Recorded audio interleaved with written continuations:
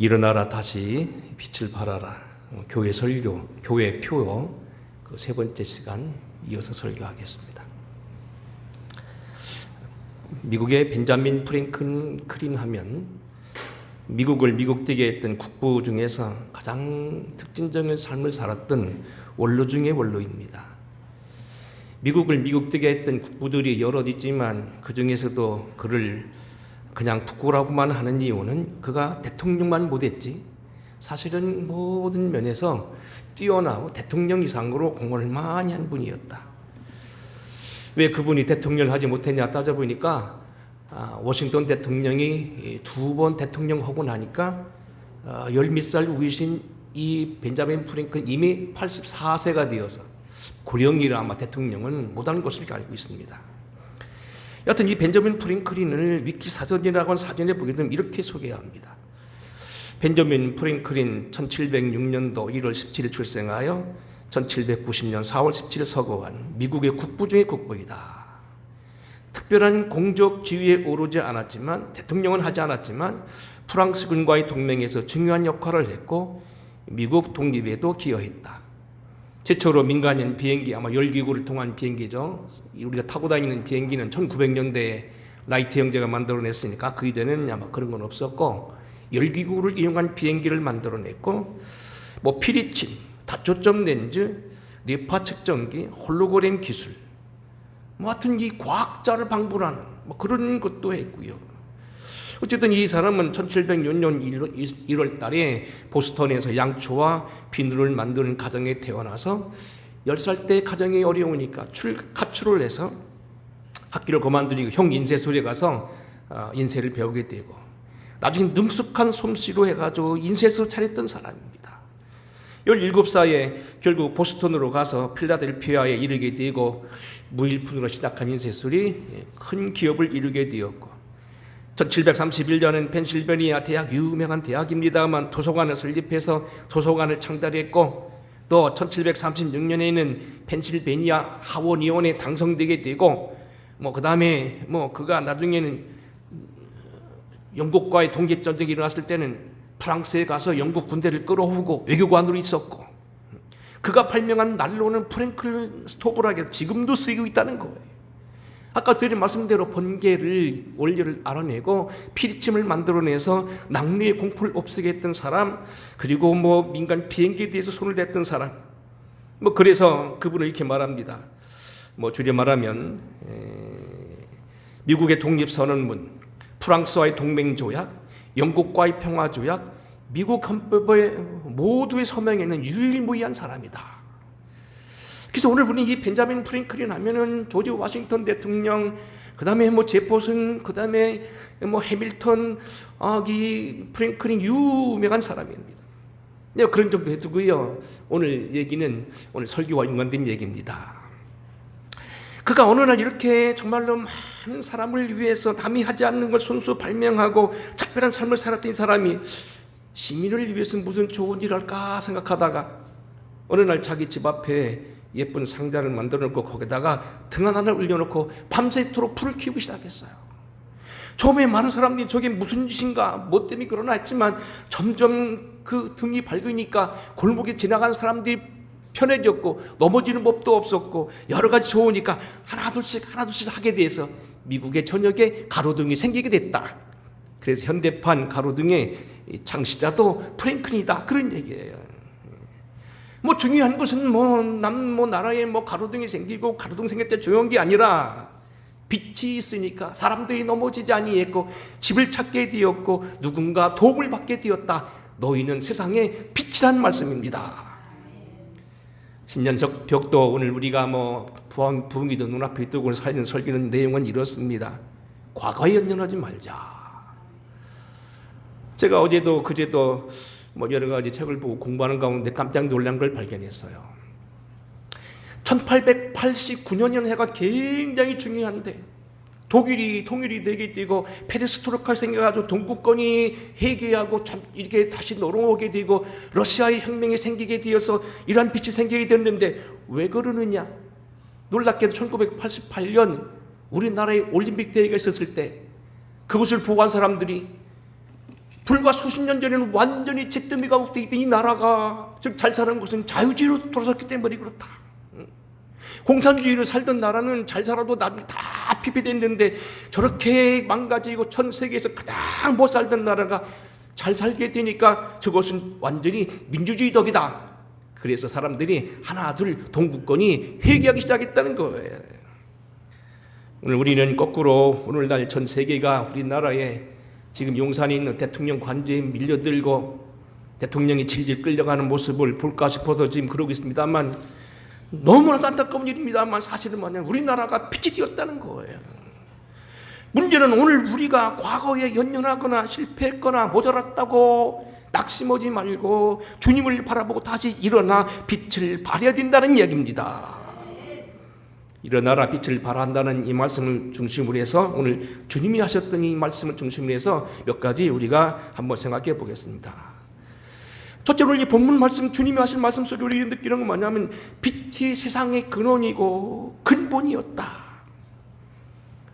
성도 여러분 어떻습니까? 빛하면 뭘 생각합니까? 유형적으로는 밝다, 보인다, 아까 말한 넘어지지 않는다, 부딪히지 않는다, 세상을 볼 수 있다 그런 얘기예요.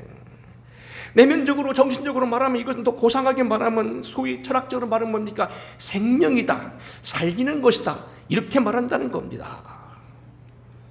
저는 언젠가 한번 어떤 사람이 제게 이렇게 물어봤습니다. 목사인 제게 이렇게 묻습니다. 기독교라면 한마디로 뭐라고 말합니까? 이미 공부를 많이 하는 사람이고 제게 물을 때 단도직입 묻는 것은 당신이 예수를 믿고 싶은데 예수 기독교를 믿는 걸 한마디로 표현하면 뭐라고 말합니까? 제가 순간 걱정하며 기도하며 느헤미야처럼 기도하다가 이렇게 말했습니다. 기독교를 한마디로 말하면 여러 가지로 말할 수 있겠으나 빛이라고 말하고 싶습니다. 빛! 물리적으로 외형상으로는 밝히는 것이지만 내용적으로는 뭡니까? 우리에게 세상을 살리는 것이요 사람을 살리는 것이요 모든 생명의 시작이라는 겁니다. 빛이 얼마나 소용하는 것을 아주 가까운 데서 한번 찾아보겠습니다. 여러분 편안하게 한번 들으시기 바랍니다. 제가 이 교회에 우리 교회에 부임한 지가 2018년도 지금부터 한 약 6년이 접어들고 7년으로 넘어갔는데 제일 먼저 시작한 게 뭐냐면 좀 교회 현관이 좀 어두웠어요. 이건 다른 게 아니라 우리 주변에 이 홍성의 제일 높은 건물인 홍성 온천이 있어서 보통 햇빛이 늦게 들어온다는 거고 난 옛날 전에 있던 목사님이 한 8시, 9시 전화하면 맨날 잠에서 덜 깬 목소리로 그걸 왜 그런가 했더니 이해가 가더라고요. 10시가 되고 11시가 돼도 어두워서 방방바닥 불을 다 켜야 돼요. 그래서 내가 처음 교회 딱 들어보니까 교회가 좀 환해야 되고 밝아야 되고 뭐 여러 가지 했는데 조금 어둡다.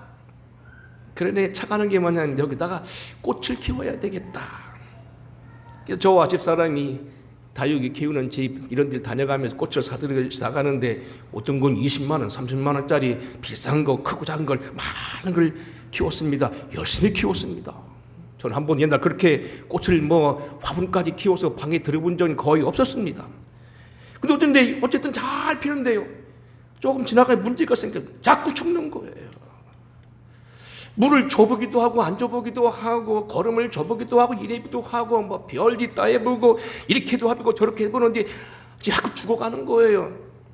그래 하다못해 인터넷 검색해 보니까 저기 신경교회 뒤에 그 향교 앞에 거기 큰 다육점이 있어서 학교 선생님 사모 출신님이 거기 우리 예배당만 큰 다육이 하는 게 있어서 그걸 쫓아갔어요.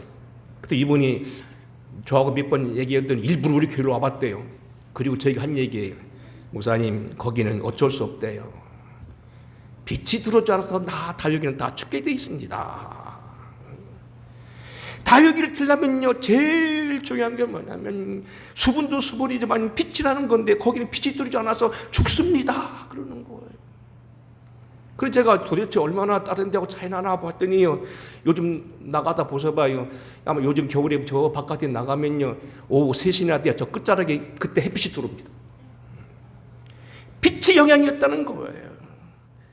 그래서 그 뒤로 제가 한 게 뭐냐면 이제 다육이를 안에 있던 걸 바깥으로 끌어내서 빛을 비치고 때로는 잘만 뛰면 또 돌려놓고 이게 위치를 바꾸고 자꾸 현관 쪽에다 돌려놓고 비싼 곳을 자꾸 이렇게 하면 여러분 아마 봤을 것입니다. 할 일 없어가 아니라 제가 일이 더 생겼다는 겁니다. 나는 그 생각을 해봅니다. 우리 김우석 장로님 댁에서 키워오는 나무가 잘 나오는데 우리 집에 오면 죽는 이유가 뭔가? 거기서는 정말로 성주가 맺혀가지고 제가 나눠준 나무인데도 주렁주렁 맺혔다고 자랑할 수 있는데 우리 집은 자꾸 안 맺고 꽃이 안 피고 시들시들한 이유는 뭔가? 빛이었다는 거예요. 여러분 강대산 키우는 나무도 마찬가지예요. 이 나무도 그냥 두면 자꾸 죽어요. 그래서 옛날 큰 교회 보니까 교회 사찰들이 심겹게 그것을 큰 옛날 말로 구루마라고 했죠. 들것에다가 미워나면서 저게 왜 저러나 하고 저거 좀 힘들겠다 했는데 그게 바로 그릇에 그렇더라고요. 빛이 없으면 나무는 죽는다 그런 얘기예요. 창세기 1장 최초에 하나님이 천지를 창조하실 때 제일 먼저 창조된 것은 빛이었습니다. 대초에 하나님이 천지를 창조하시니라 땅이 혼돈하고 공허하며 흑암이 깊음 위에 있고 하나님의 영은 수면 위에 운행하시니라. 하나님이 빛이 있으라 하심에 빛이 있었고 빛이 하나님 보시기에 좋았더라. 창세기 1장 5절을 보면 뭐라고 합니까? 하나님이 빛을 낮이나 부르고 어둠을 밤이라 부르시니 저녁이 되어 아침이 되니 이것이 첫째 날이니라. 주님이 천지를 창조하신 이 모든 창조의 근원이 빛이었고 이 빛을 기반으로 다른 것도 창조되었다는 겁니다. 요한복음 1장에도 봐도 마찬가지입니다. 생명의 혹은 이 세상의 주인이 바로 빛이라는 건데 이분이 바로 예수님이었다는 겁니다.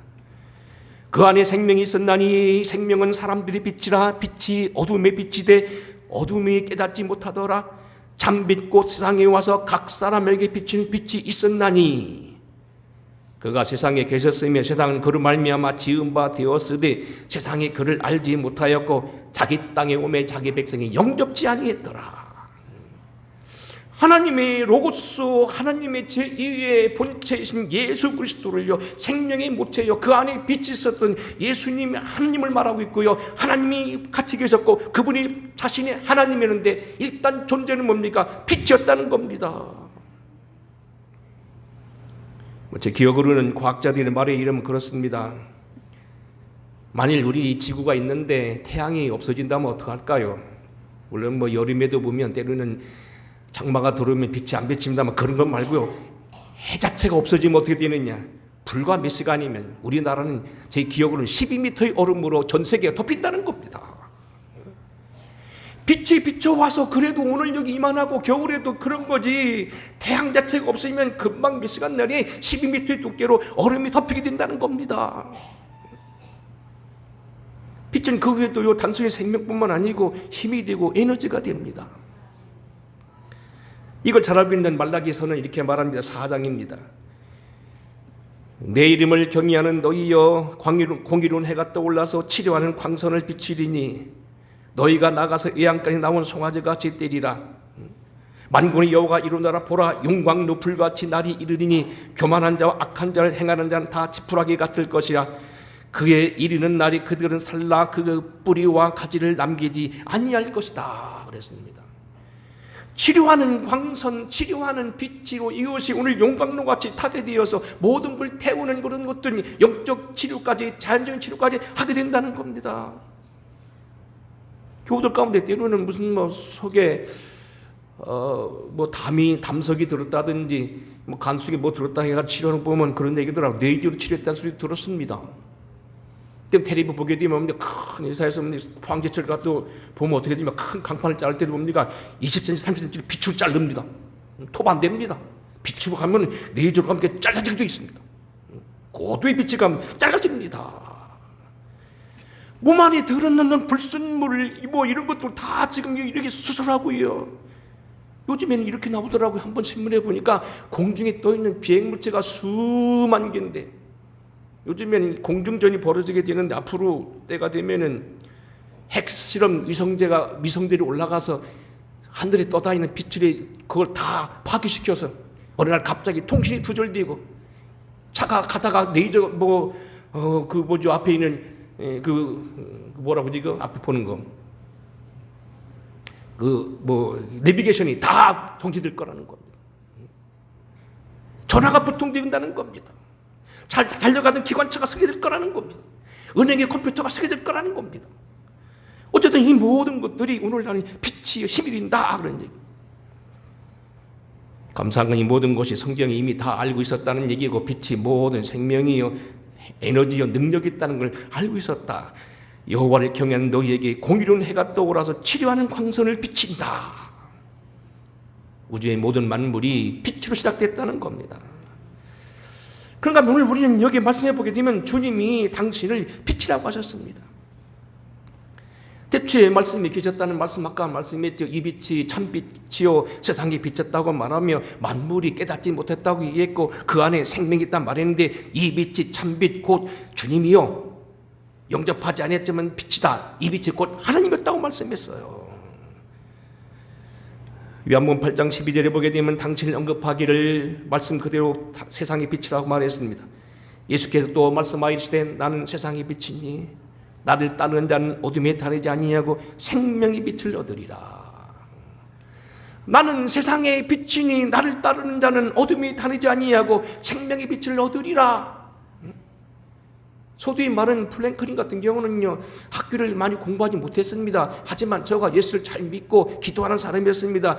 아마 이따 시간 되면 설교 끝나면서 말하겠습니다만, 대륙교회에 미국 독립 후에 많은 어려움이 있을 때 그가 기도함으로써 모든 엉클리즘 문제 해결됐다는 얘기입니다. 기도의 사람이었다는 겁니다.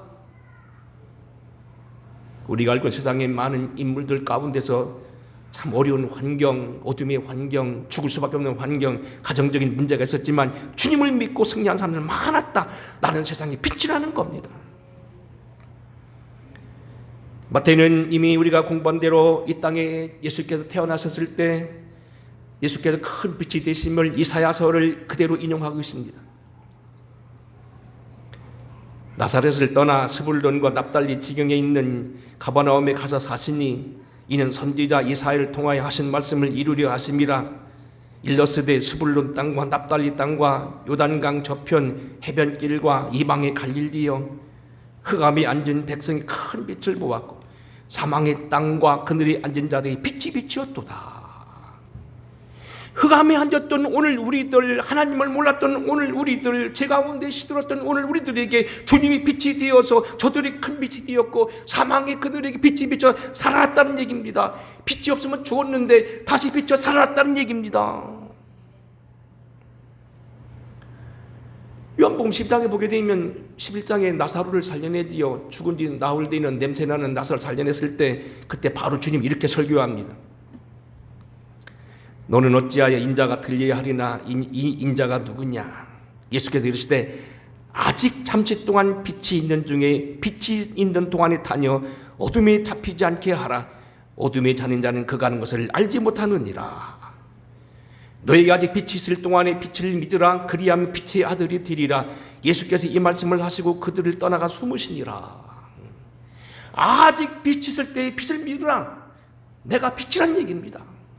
내가 아직 십자가 달려 죽기까지 나는 여기서 빛을 발할 테니 그 길 놓치지 말아라 그런 얘기입니다. 고집 부리지 말라는 얘기입니다. 내가 세상의 빛이니 나를 따르라는 얘기입니다. 믿고 받아들이라는 겁니다. 의심하지 말라는 얘기입니다.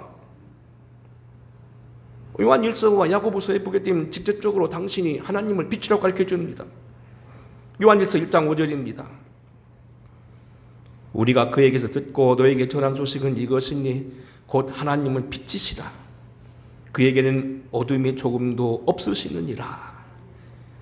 야고보서 1장 17절입니다. 온갖 좋은 은사와 선한 것이 다 위로부터 빛들이 아버지께로부터 내려오나니 그는 변함도 없으시고 회전하는 그림자도 없으시다. 인간에게는 그림자가 있지만 하나님께는 그림자가 없다는 겁니다. 당신이 빛이기 때문에 그렇다는 겁니다. 우리는 육신을 가져서 우리는 그림자가 따라다니지만 하나님 자신은 빛이 없다는, 그림자가 없다는 겁니다. 오직 빛으로만 있다는 겁니다. 요즘 제가 혹시나 해서 이렇게 가끔 프로그램을 넘기다 보면 넷플릭스라고 하는 프로그램에서 세계의 유명한 영화들이 다 올라옵니다. 뭐 다 역시 뭐 보지도 못하고 가끔 한두 개씩 이게 뭐 한 달이면 하나나 뭐 이렇게 쳐다보는데, 프로그램 보니까 바이킹이라는 단어가 요즘 영화가 많이 나왔더라고요. 저는 옛날 중학교 때 바이킹이라는 영화를 봐서 이 바이킹이 얼마나 난폭하고 얼마나 어떤 영국에 많은 연관이 되어 있다는 것은 잘 아는 이야기입니다. 바이킹 하면요, 노르웨이와 스웨덴을 중심으로 했던 해적대들입니다. 노르웨이 스톡홀름에 가면 바이킹 박물관이 있습니다. 눈으로 봤는데 배가 꽤 돌았습니다. 좁고 까맣게 칠했는데 앞에는 밴대가리를 걸어놓고요, 굉장히 빨리 다닌다는 겁니다. 1년 가운데 거의 절반이 해가 뜨지 않는 나라, 그저 그냥 한 6개월 이렇게 번하게 저 밑에 그냥 해가 어디 있는지 모르게 그냥 이렇게 번하다가 만다는 그 나라이기 때문에 곡식이 잘 안 되는 거예요. 아까 드린 말씀대로 우리도 뭐 이 빛이 덜 비치니까 나무 죽듯이 빛이 안 비치니까 그 사람들 주르고 물려 어업 정어리 잡고 뭐 참치 잡아서 그거 그냥 뭐 말려가지고 오늘 보내는 거. 요즘 우리나라도 스웨덴 산이 있고 노르웨이 산이 있잖아요. 오징어도 뭐 오징어는 아니고 뭐 오잖아요. 그거 해 먹는 거예요. 어떻게 하느냐? 겨울이 되면요, 배를 몰고 와서 영국에 해적질을 해가는 거예요. 놀라운 건 뭐냐면, 제가 영국 역사를 공부하다 보니까요, 1500 몇 년 된 간에 아예 영국, 노르웨이를 비롯해서 이 덴마크에 공동왕이 있는데 바이킹 부신왕들이 서로 대가 통치합니다. 단순히 해적대로 와서 물건 뺏어가는 정도가 아니고 바이킹 왕들이 훌륭한 왕이 돼가지고요, 덴마크를 비롯해 노르웨이, 스칸디나비아 왕도 영국을 통일해가지고요, 왕으로서 몇십 년을 다스립니다. 다시 말하면 영국은 좀 심하게 말하면 바이킹 후손이고요, 좀 얕게 말하면 영국의 바이킹의 피가 섞여 있는, 바이킹과 연관되어 있는 어떻게 보면 아주 난폭한 사람들입니다. 그 기질이 있습니다. 우리가 그래서 뭐 요하네슬레 혁명이라든지 이런 것 때문에 그들이 프랑스 혁명처럼 뭐 혁명은 피했다고 얘기하지만 사실은 영국 사람들 그렇게 만만한 사람 아닙니다. 뭐 지나간 얘기입니다만, 제가 일반대학을 졸업하고 서울감신에 들어가니까요, 거기 영국 선교사, 미국 선교사인데, 어쨌든 뭐 그 구라파에서 오신 분의 머리가 노랗고 눈이 파란 분, 에드워드 포이투라스라고, 한국 이름 박대인 교수라는 분이 참 한국말 잘하고 한문도 잘 씁니다. 당시 그때 한국에 왔을 때 29년 됐다고 그러셨습니다. 근데 이 학생들이 그러더라고요. 대학생들도 신학생들도 컨닝을 하거든요. 그런데 뭐라고 얘기냐면요, 다른 교수한테는 컨닝하다 걸려도 용서받지만 그 교수한테 걸리면 심해 취업률 쫙 찢어버린다. 끝이라는 겁니다. 응? 어떻게 보면 정확하다는 얘기도 있지만 습관이 있다는 얘기입니다. 우린 영국 사람들을 그냥 뭐 신사나라 좋고 뭐 머리 뭐 매콤 모자 길게 늘려 쓰고 지팡이 잡고 그 허거 붙고 까만 양복 입고 다니면 하는 사람 살고 있지만, 사실 그들 굉장히 호전적인 사람들입니다. 그런데도 그들이 오늘날 전 세계에 그렇게 신사나라라고 하는 이유는 뭐냐? 그들이 예수 그리스도를 믿었다는 이야기예요. 신학 주석을 봐도 이게 분명한 사실이고요. 첫째 날에 세상을 창조하실 때 해를 창조하시고 햇빛을 창조하신 것이 바로 그런 것일 뿐만 아니고, 요한계시록에 보게 되면 새 예루살렘 성의 하늘나라의 빛 자체가 뭡니까? 예수님 자체가 빛이시고 태양과 햇빛이 필요 없었다는 겁니다. 주님 자신이 햇빛이었다는 겁니다. 그 중요한 건 뭡니까? 우리가 결국은 이 빛이라는 겁니다. 오늘 본문 말씀 너무 중요한 말씀이죠. 너희는 세상의 빛이라. 산 위에 있는 동네가 숨기지 못할 것은 사람이 등불을 켜서 말 아래 두지 아니하고 등경에 둔다. 너희가 은혜 받았으면 빛을 발하라는 겁니다. 땅에다 묻어놓지 말라는 겁니다. 또 오늘 교회 표어가 됐던 이사야서 60장에 보면 뭐라고 합니까? 일어나라, 빛을 발하라. 내 빛이 이르렀고 여호와의 영광이 너희 위에 내게 임하였다 그럽니다. 유명한 웨슬레는 이 빛에 대해서 이렇게 얘기합니다. 미러링이라는 단어를 씁니다. 미러라는 단어는 뭐냐면 거울이라는 소리입니다. 저도 여기서 넥타이를 보고 제 얼굴을 보기 위해서 꼭 여기도 하나 있고 저기도 하나 있고 거울을 꼭 갖다 놓고 봅니다만, 제 사무실에도 큰 이 거울 하나 뭐 흥거 사다 놓고 복 비칩니다. 그건 왜 그렇습니까? 빛을 자기를 보기도 하고 빛을 비춥니다. 미러링이라고 합니다. 이 거울을 미러라고 하는 거예요. 우리는 본래 부족하고 아무것도 아니지만, 달이 본래 까만 그런 별에 불과하지만 햇빛을 반사해서 우리에게 보름달이 되고 이 지구에도 빛을 비추는 것처럼 하나님이 우리를 통하여, 우리는 부족하지만 하나님의 영광을 비춰낼 수 있다는 겁니다. 최소한도 그런 정도는 해야 된다는 겁니다. 물론 지난번 요한복음에 있는 말씀대로 하나님의 말씀을 받은 자는 신이라 하셨거든요. 우리에게 하나님 주신 하나님의 형상의 어떤 능력도 있지만 어쨌든 그것은 그렇다고 하고 우리가 적어도 예수님의 능력을 받아서 비출 수 있는 그러한 빛의 역할을 감당해야 된다는 거예요. 특별히 사도 바울도 이 말은 공통적으로 인정합니다.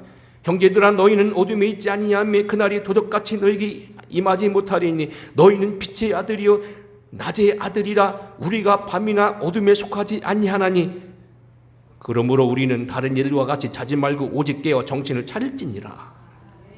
우리 정신을 차리고 빛을 비추고 말세라도 이 모든 것이라도 우리에게는 결코 어둡지 않을 것이다, 그런 이야기예요. 말씀을 정리하겠습니다. 아까 드린 말씀대로 프랭클린이 미국 독립을 위해서 많이 일했고, 미국 독립선언문이니 프랑스 조약이니 나중에 여러 가지 그 조약에 다 손댔던 특히 유연무이한 사람인데, 어쨌든 1787년 6월 28일 독립전쟁이 끝나고 나서 13개 주 대표들이 이제 펜실베니아 주에서 모여서 협약을 하고 있었는데 굉장히 아마 의견 일치가 안 됐다고 그럽니다. 요즘으로 말하면 공화파냐 무슨 연방파냐 그런 식이고요. 여러 가지 때문에 감두를발하고 굉장히 나중에는 분열까지 생길 뻔했다는 겁니다. 나라가 두 쪽이 나게 생겼다는 겁니다. 그때 갑자기 프랭클린이 사이들 보답을 이렇게 말했다는 겁니다. 기도합시다. 그렇게 읽어볼까요, 제가? 저는 아주 오래 살았습니다. 그리고 나이가 들수록 제 눈에 보이는 이 진리, 즉 하나님이 인간의 모든 상황을 다스리시다는 것이 더욱 확신하게 됩니다.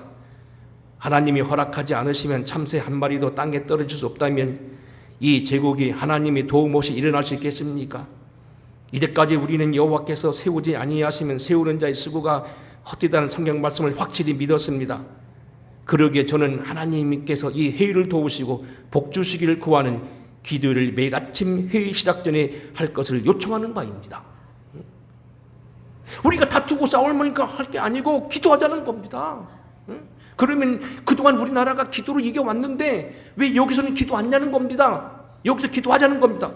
그런데 그 뒤로 갑자기 모든 의견이 일치돼가지고 합의돼서 회의가 원만하게 끝나고 독립 후에 나라가 반드시 서갔다는 거예요. 어떻게 빛을 비추느냐? 제일 좋은 방법은 기도하는 거고요. 또 하나는 뭐냐면 우리가 자기 나름대로 원칙을 정하는 일이에요. 혹시 여러분 인생을 살기 원하시는 분 여러분요, 그 인터넷 보게 되면 이런 게 나옵니다. 인생 성공을 위한 프랭클린이 13가지 방법, 혹은 프랭클린만 치면 이거 다 나옵니다. 벤자민 프랭클린은요, 성공적인 삶을 세우기 위해서 13가지 수칙을 세우고 늘 그것을 걸어놓고 살았다는 거예요. 물론 역사가들의 평가에 의하면 몇 가지 조금 다 못 지킨 게 있다고는 하지만 사실은 그건 유명한 수칙입니다. 여러분 제가 설교집 요약한 거 보면 다 나와 있습니다. 절제, 배부르도록 먹지 말고 취하도록 마시지 말라. 두 번째, 나와 타인의 이익이 되지 않는 일은 하지 말아야 된다. 세 번째, 물건은 제자리에 만들어주고 모든 자는 제자리에 두어야 한다. 결단, 해야 될 일은 반드시 하겠다고 결심하고 반드시 실행한다. 주일 성수, 11종, 예배 드리는 것, 기도하는 것, 결단하면 해야 된다는 겁니다. 절약, 남에게 유익되지 않는 일은 돈에 쓰지 말아야 된다. 근면, 시간을 낭비하지 말자. 좀 줄입니다. 진실, 남을 속이지 말고 남을 속이지 말아야 된다. 나를 속이지 말고 남을 속이지 말아야 된다. 정의, 중용, 정결, 침착, 순결, 겸손. 문제는 우리 여기 꼭 한번 이렇게 기억하시기 바랍니다. 금년 한 해는 우리가 빛의 역할을 감당해도 다시 일어서자. 과거의 실패, 어떤 어두웠던 것, 너무 우울해하지 마시고 참 금년 한 해가 너무 우리에게는 국가적인 큰 충격 속에 시작해서 마음이 한지 편할 날도 없고 지금 어둡고 있습니다만, 그러나 주님께서 함께 하실 줄은 믿습니다. 오늘 어제 신문에 이런 기사가 났어요. 한번 여러분 한번 생각해 보시기 바랍니다. 그냥 헐렁한 얘기입니다만 한번 들어두시기 바랍니다. 유명한 배우 가운데 차인표라고 하는 그런 배우가 있다고 그래요. 단 얼굴은 좀 기억할 것 같은데 한번 그 사람 영화를 본 적은 없어요. 유명한 사람이고 아마 제임스 본드와 함께 007 영화도 찍은 걸로 내가 알고 있는데 아주 유명한 사람인데, 신문 기자가 뭘 썼냐면요, 이 차인표가 소설을 썼다고 해서 그가 하는 강의를 찾아갔대. 도대체 배우가 다른 사람이 써준 소설을 가지고 배우로 나왔던 사람이 어떻게 자기가 소설 썼나 찾아가 봤더니 이런 얘기를 합니다. 왜 자기가 책을 쓰게 됐냐면, 어느 날 자기 집에 자기 또래인 박찬호가 찾아왔대. 두 남자가 거실에 앉아가 서로 얘기하다가 차를 마시다가 막 이런 얘기를 했다는 거예요. 우리가 좀 한번 남다른 생애를 한번 살아보자. 다른 사람 성공하게 되면 말 그대로 그렇잖아요. 옷 바꾸고 집 바꾸고 차 바꾸고 아내 바꾸고 이혼하고 막 이렇게 사는데 그렇게 살지 말자. 돈 있는 사람 사치하고 뭐하고 놀러다니고 막 그러는데 그렇게 하지 말자. 술도 마시지 말고 금연하고 금주하자. 또 하나, 책을 써보자. 그래서 책을 썼다는 거예요. 내가 그 얘기 듣고 이야 대단하다. 뭔가 목표를 세우면 할 수 있다는 겁니다. 해야 된다는 겁니다. 아까 말한 대로 1988, 4년 우리나라에 아시안게임이 있었습니다. 1988 올림픽 대회가 있었습니다. 1999년인가 제가 옛날 오학교에서 학생들을 데리고 중국을 갔어요. 그때는 이미 중국이 열린 지가 얼마 안 돼가지고 살벌했고요. 호텔에서 잘못 얘기하면 큰일 난다고까지 했을 때입니다. KGB 중국에 있는 그 공산당이 다 정치한다고 했을 때입니다. 버스 안에 그런 일 없을 것 같아서 제가 시간 내서 가이드에 손을 들고 물어봤습니다. 한번 물어봅시다. 당신은 지금 저 북만주에서 내려와서 이 상해에서 지금 가이드를 한다고 그러는데, 당신은 사회주의 사람인데 당신이 보기에 북한과 남한이 어디가 정통성이 있다고 봅니까? 이 사람이 깜짝 놀라면서 대답을 못하고 함부로 말 때 큰일 날 것 같다고 보정보정 하더라고요. 참 있다고 대답을 하더라고요. 공부한 사람이거든요. 예. 제가 보니까 88 올림픽 때의 84 아시안 게임 보니까 나라 잘 삽디다. 옛날 배울 때는 남한은 미국이 독재해가지고 코 끼고 댕기고 맨날 뭡니까 칼로 찌르고 맨날 앞장 세워서 줄로 묶고 댕기면서 노동하고 댕긴다고 배웠는데, 올림픽 때에 비친 그 텔레비 모습 보니까 너무 잘 삽디다. 그리고 북한을 도와줍디다. 제가 보니까 남한이 형님인 것 같습니다. 정통성이라는 말을 빼고 형님으로 표현하더라고요. 남한 잘 살아요. 저는 외국 많이 다녔다고 했잖아요. 남미까지 북구라파까지 러시아도 다 가봤어요. 저 남미 아르헨티나 브라질 다 가봤어요.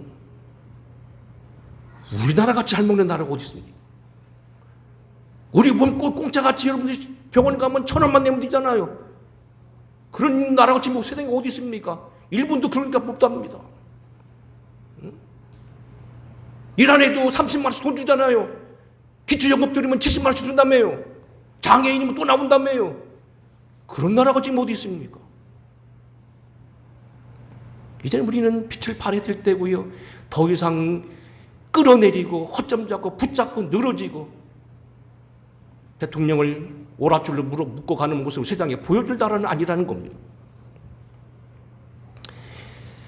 이번 부흥회를 통하여 다시 한번 우리 영혼이 한번 살아나길 바라고요. 빛을 발하는 저와 여러분 나라 우리 교회가 되도록 기도해 주시기를 주님의 이름으로 부탁합니다. 고마우신 아버지, 너희는 세상의 빛이라고 말했습니다.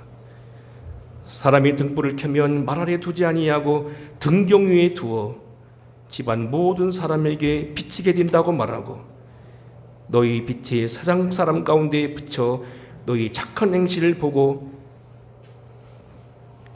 하늘에 계신 아버지께 영광을 돌리라고 말씀하셨습니다.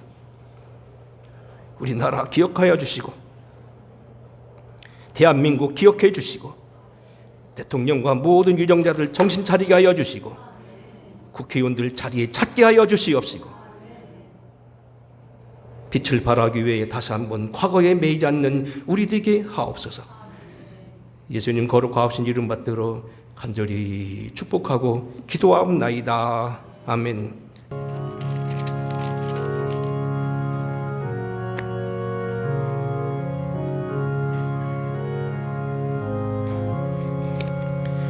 나의 마음에 근심 그로 가득하게 덮이고 슬픈 눈물 하염없이 흐를 때 인자하고 나를 위로할 이 누가 있을까. 주 예수 주 예수 주 예수밖에 누가 있으랴. 슬퍼 낙심할 때에 내 친구 되시는 그 주 예수밖에 내가 없도다. 무거운 짐 등에 지고 슬픈 길 가는 길 힘이 없어 들어지려 할 때에 능력 있는 발을 펴서 나의 손을 붙들어 나를 구해 주리 누가 있을까. 주 예수 주 예수 주 예수 주 예수밖에 누가 있으랴. 슬퍼 낙심될 때에 내 친구 되시는 구주 예수밖에 다시 없도다. 작은 죄를 돌아보니 부끄럽고 두려워 자나깨나 마음에 평안 없을 때 주한 죄인 증명하사 슬픔 안아주시고 깨끗하실 이가 누구랴. 주 예수 주 예수 주 예수 주 예수밖에 누가 있으랴. 슬퍼 낙심될 때에 내 친구 되시는 그 주 예수밖에 다시 없도다.